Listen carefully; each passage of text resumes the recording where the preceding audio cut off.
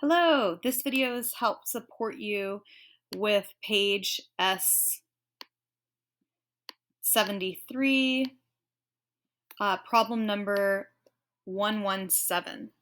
So for this problem, we need to order them from least to greatest.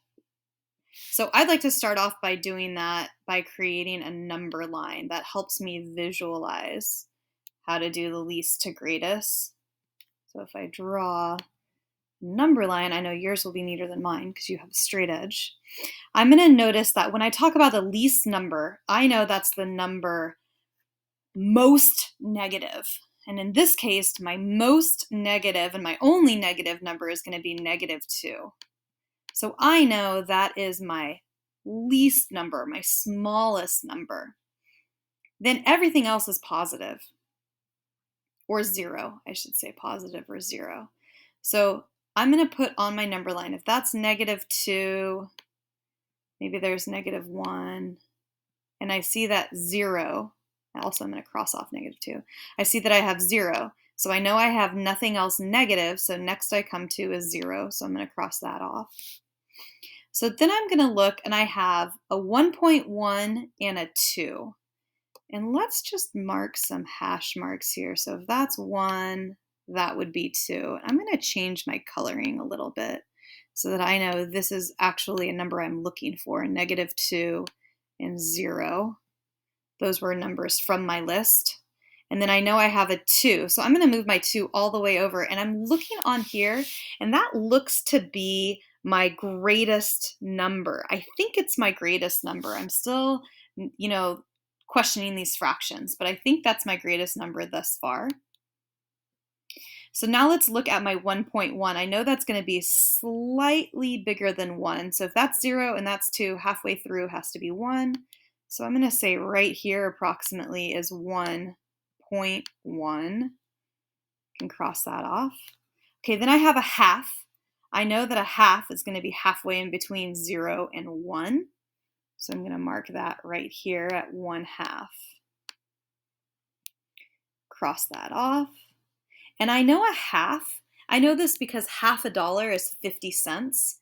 I know a half in my head is also 0.5 or 50 cents. So I'm going to compare that over here to 0.4, or this would be like 40 cents. So that's slightly, just slightly less than 1/2.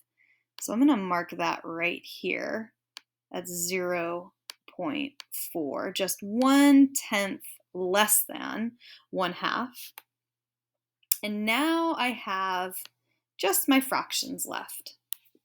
So I'm going to use that 1/2 as kind of a base for me and the 2. Let's look at this 5/8 first. 5/8. So I know, I'm going to change my color here because this is what I'm thinking in my head. I know that 8/8 equals 1 whole. So I know it's less than 1. And I know that 4/8 equals 1/2 because 4 is half of 8. So if I cut this in half, it'll give me 1/2.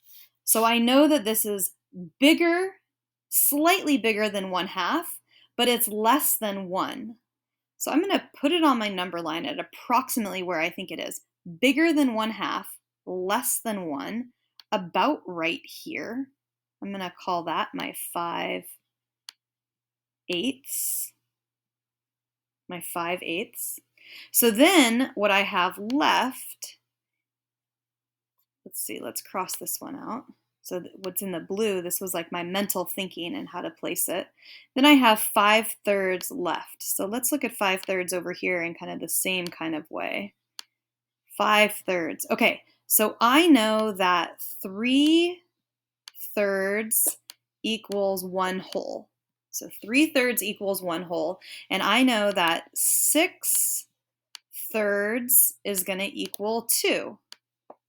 So 6/3 will equal 2 wholes. So 5/3 is going to be in between there. So 5/3 is it's greater than 1 and it's pretty close to 2. It's just a third less than 2 because 6/3 is 2. So if I know that this is 1 and it's closer to 2 than it is to 1, so let's make my approximate right here, and I can say that's about 5/3.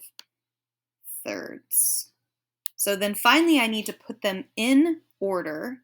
So I'm going to choose a different color here. Let's go with orange and just write them in order.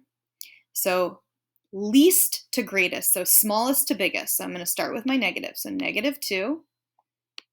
Then next I had no more negatives, so I went to 0. And then I had 4/10, 0.4. And then I had 1/2, a little bit bigger than 4/10 is 1/2. Now I'm running out of room, so I'm going to write down here.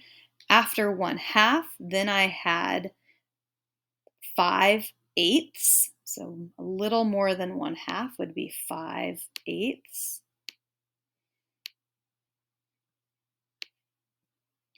After that, I had a little more than 1 whole, 1.1.